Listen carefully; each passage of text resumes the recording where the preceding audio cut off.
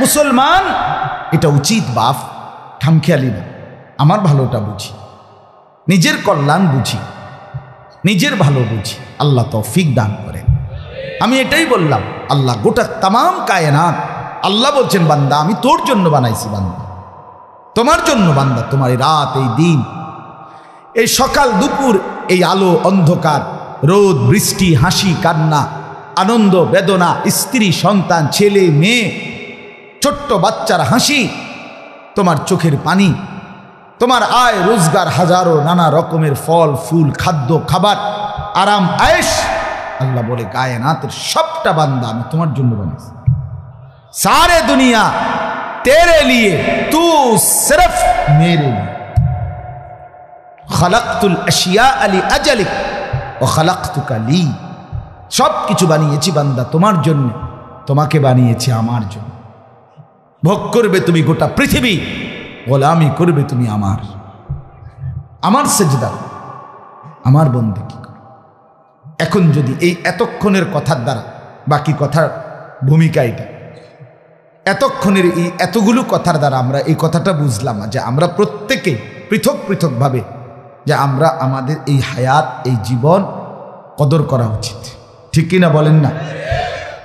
তো যার যেখানে যতটুকু ভুল হয়েছে, চলেন সেই ভুলগুলো সংশোধন করে, তওবা করে, আমাদের সামনে নিজেকে সুন্দর করার, সাজিয়ে তোলার, জীবনটা আখিরাতের উপযোগী, আল্লাহর বন্দিগি, আল্লাহর হুকুম মোতাবেক পরিচালনা করার একটা বড় সুবর্ণ সুযোগ, একটা শ্রেষ্ঠ মৌসুম, একটা সেরা সময় আমাদের সামনে, সেটা হলো মাহে রমজান।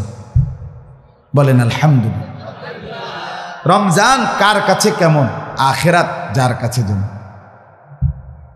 কার রমজান কেমন? আখিরাত যার কাছে যেমন। আখিরাতের ব্যাপারে যার ভাবনা যেমন, খোদার কসম রমজান তার কাছে তেমন। যে জীবনের টার্গেট মনে করে, যে জীবনের 1 নাম্বার ডিউটি মনে করে আখিরাত, কবর, হাসর, পরকাল, খোদার কসম তার রমজান ভিন্ন রকম। আর যার কাছে দুনিয়া, ভাত মাছ চাল ডাল, বাজার সংসার, খাট পালং, শাড়ি গহনা, 3 পিস লুঙ্গি জামা প্যান্ট জুতা, এগুলোই হচ্ছে তার মূল আকাঙ্ক্ষা, তার রমজান ভিন্ন।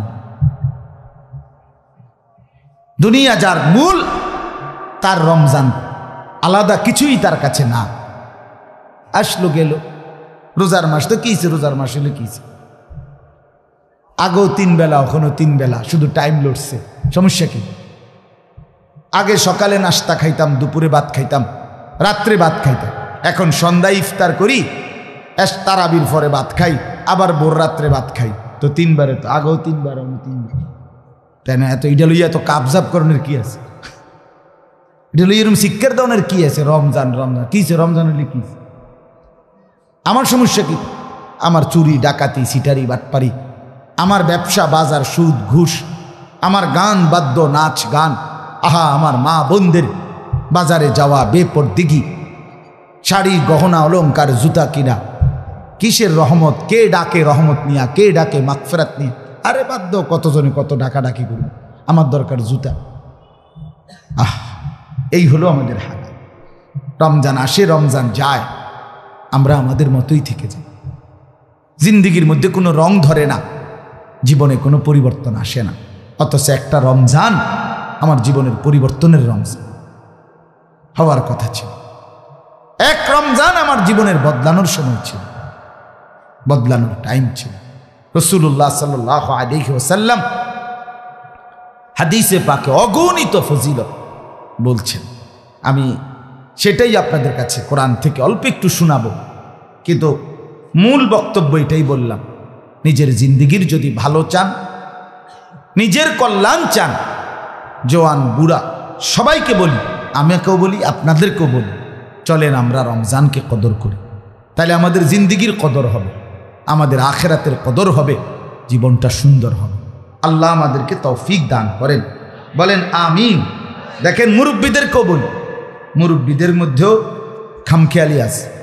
অসংখ্য বয়স্ক মুরব্বী জীবনের হায়াত শেষ 20 বছর 10 বছর, মনে করেন 50-এর পরে, 60-এর পরে, ৫-৫০-এর পরে শেষ হায়াতের 10 বছর 20 বছর জীবনটারে শুধু বিড়ি, সিগারেট, পান, সুপারি, চা, বন আর চা দোকানের আড্ডা, গপসপ, হ্যাঁ, এইটুকু কাজের মধ্যে শেষ করে দিচ্ছে।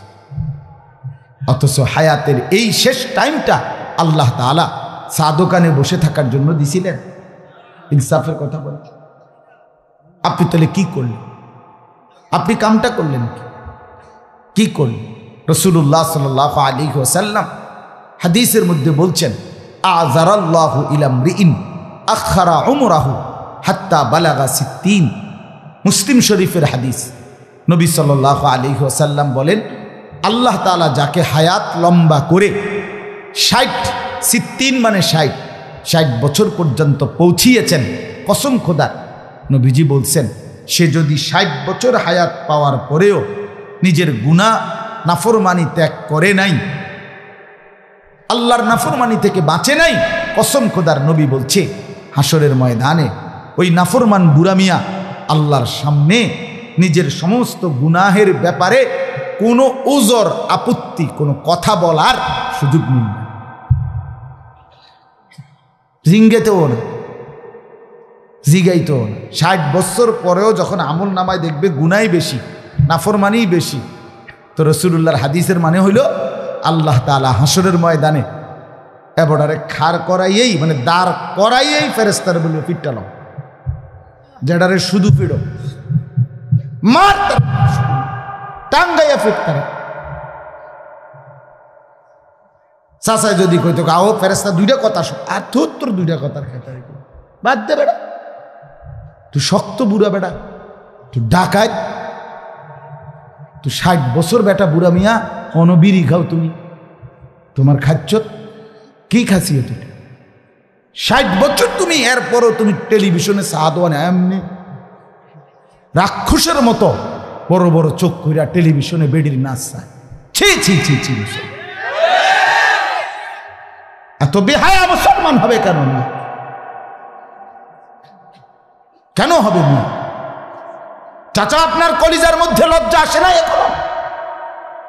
চা দোকানে বসে বসে আবার হুজুররাই তো দেশটার মধ্যে একটা ফ্যাঁস লাগাই রাখছে, 12 রকম হুজুরে 13 রকম কথা কন। হুজুরে একটা ফ্যাঁস লাগায় মানে কি ফ্যাঁস লাগাইছে? হুজুররা আমনেরে কইছে বিড়ি খাইতেন বইয়া বইয়া নাকি? হুজুররা আমনেরে কইছে চা দোকানে বইয়া বইয়া টেলিভিশন চাইতেন আর এই ফাজিলি কথা কইতেন? হ্যাঁ, হুজুররা ফ্যাঁস লাগাইছে। ওলামায়ে কেরামের না কদরি, সাবধান মুসলমান। ওলামায়ে কেরামকে অসম্মান করা, অসম্মানমূলক কথা বলা সর্বসাধারণ মুসলমান আপনাদের জন্য একদম নাজায়েজ, একদম নিষেধ। কোনো অধিকার নাই আপনাদের, কোনো অধিকার নেই, কোনো অধিকার। বলে হুজুর আপনি এটা গাছ জোরে কইতেছেন না, গাছ জোরে না, গায়ের জোরে বলছি না বাপ, আপনার জন্য এই অনুমতি নাই। রাসূলুল্লাহ সাল্লাল্লাহু আলাইহি ওয়াসাল্লাম বলছেন, ইত্তাকু জিল্লাতাল আলিম, কোন আলেমকে অপদস্থ করা থেকে বেঁচে থাকো, বেঁচে থাকো। হ্যাঁ, নসিহত মহব্বতের আন্দাজে কিছু বলা, সেটা তো হইতেই পারে, কিন্তু আপনি বসে বসে হুজুররা এই হইছে সেই হইছে, কি বলতে চাচ্ছে? কি বলতে চাচ্ছে? কোরআন সুন্নাহর এই ইলম অর্জন করে যিনি আলেম হলেন, আপনার উচিত তাকে অবশ্যই কদর করেন। হ্যাঁ, অনুপযুক্ত কাউকে যদি আপনি আলেম বলে ভুল করেন, সেটা তাহলে আপনার জ্ঞানের দুর্বলতা। কথা বলেন না কেন?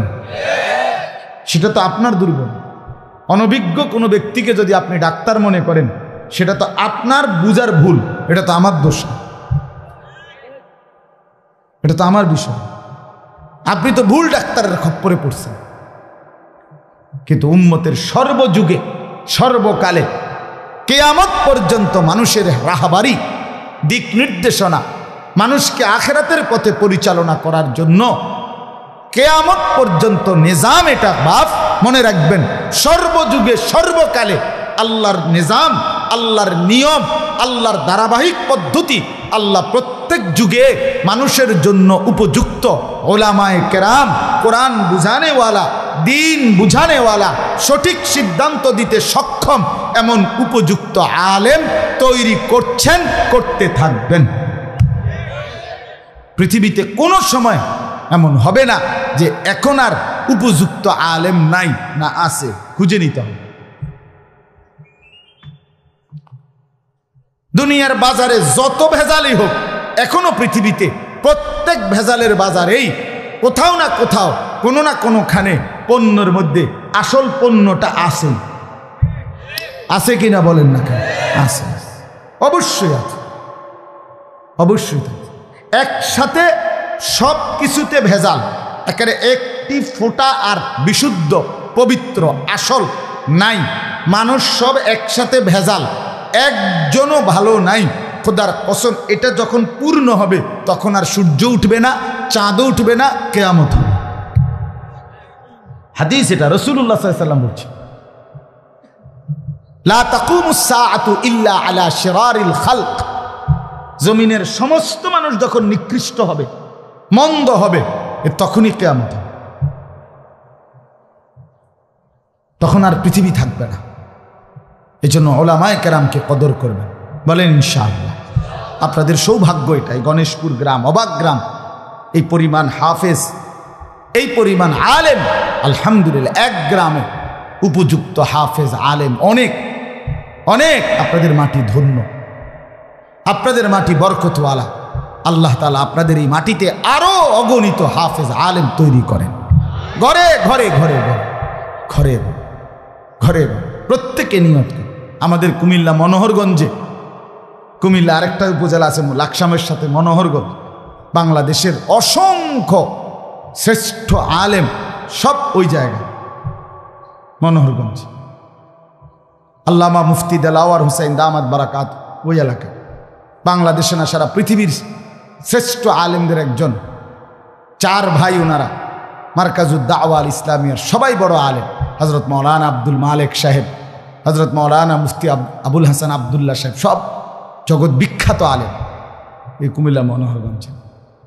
আমাদের বাংলার মুজাহিদ ছিলেন, বাংলার মাদানি বলতো যাকে, আল্লামা নূর হুসাইন কাসিমি রহমতুল্লাহ আলাইহি, তিনি ওই মনোহরগঞ্জে।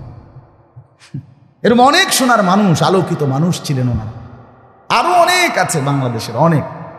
তা আমি একবার ওই মনোহরগঞ্জের মাটিতে বয়ান করে কইছিলাম যে মনোহরগঞ্জের মাটি আলাদা, সয়েল টেস্ট করা হয়েছিল,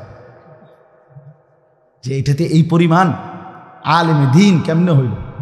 তা এখন তো মনে হয় এখানেও সয়েল টেস্ট করা দরকার। এখানে এই পরিমাণ হাফেজ আলেম, আলহামদুলিল্লাহ। আল্লাহ তাআলা আপনাদের মাটিতে বরকত দিয়েছেন, আপনারা কদর করবেন, বলেন ইনশাআল্লাহ। প্রত্যেকেই আলেমদেরকে কদর করবেন তো ইনশাআল্লাহ। তেসরা কথা করবেন, আরে বেটা দুই চারটে হুজুর তো বেটা আমরা পকেটে থায়। আরে বাপরে, দুই চারটে হুজুর হেবড়ার পকেটে থায়। 60টা হুজুর পকেটে লই আপনি বিড়ি খান, আপনি কি ডকের বেড়াইত মিয়া? হ্যাঁ, মাতবর ফাজলামি কথা কোন মিয়া? 60টা হুজুর আপনার পকেটে আছে, আপনি এরপরেও সাদওয়ানে বেডির নাচ চান, আপনি আপনি ভালো হইবেন আর কেমনে? এই সমস্ত ফালতু কথা না বলা, ঠিক আছে না? ইনশাআল্লাহ উলামায়ে কেরামকে কদর করবেন, আল্লাহ তাআলা তৌফিক দান করেন।